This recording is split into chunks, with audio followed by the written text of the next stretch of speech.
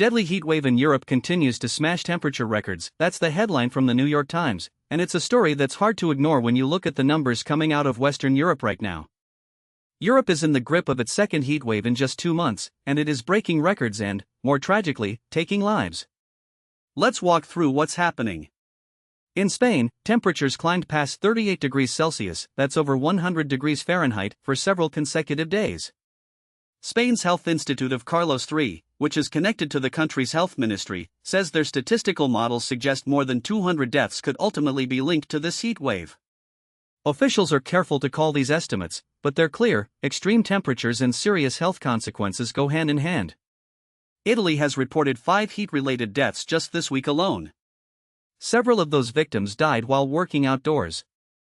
A homeless man also died in Naples, a stark reminder that people with nowhere to go indoors face the gravest danger. France is dealing with a different but equally devastating toll. Since the heatwave began in the middle of last week, at least 40 people have drowned, many of them teenagers swimming in unsupervised areas, seeking relief from the heat in rivers and lakes where no lifeguards were present. And in what can only be described as heartbreaking news, French prosecutors confirmed that 3 children were found dead in parked cars this week, in 2 separate incidents. As for the actual temperatures, Paris hit 39.6 degrees Celsius, or just over 103 degrees Fahrenheit, on Thursday afternoon, with forecasters expecting it to climb to 42 degrees before the day was out. In Britain, temperatures broke a June record that had literally just been set the day before. Southwest England recorded 36.4 degrees Celsius, nearly 97.5 Fahrenheit, by early afternoon, with more heat expected. More than a dozen countries were under high-level heat warnings on Thursday: Austria, Belgium, Britain, Croatia, France, Germany, the Netherlands, Serbia, and Sweden, among others. Now, why is this happening, and why does it keep getting worse? Experts point directly to climate change, driven by the burning of fossil fuels. And here's the thing about Europe specifically: average temperatures are rising faster there than in many other parts of the world, and European countries are among the least prepared for extreme heat.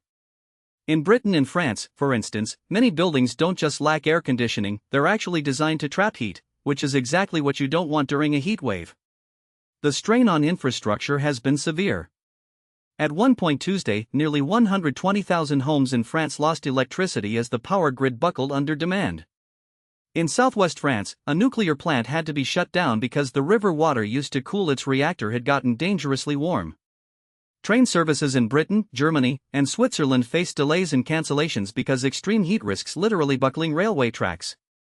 The one piece of relatively good news: forecasters expected temperatures to begin cooling across Western Europe starting Friday. But zooming out, this is part of a much larger pattern. Last month was the second hottest May in 177 years of record-keeping, according to the National Oceanic and Atmospheric Administration, second only to 2024. A city in Pakistan hit 51.5 degrees Celsius in May, that's 125 degrees Fahrenheit. Parts of northern India approached 50 degrees Celsius, forcing millions of workers to choose between their health and their livelihoods. What's unfolding in Europe right now is not an anomaly, it's a signal, and the continent is learning, in real time, just how unprepared it is for the world that climate change is creating. This has been your update on the European heatwave. Stay cool out there, and look out for the people around you who may not have that option.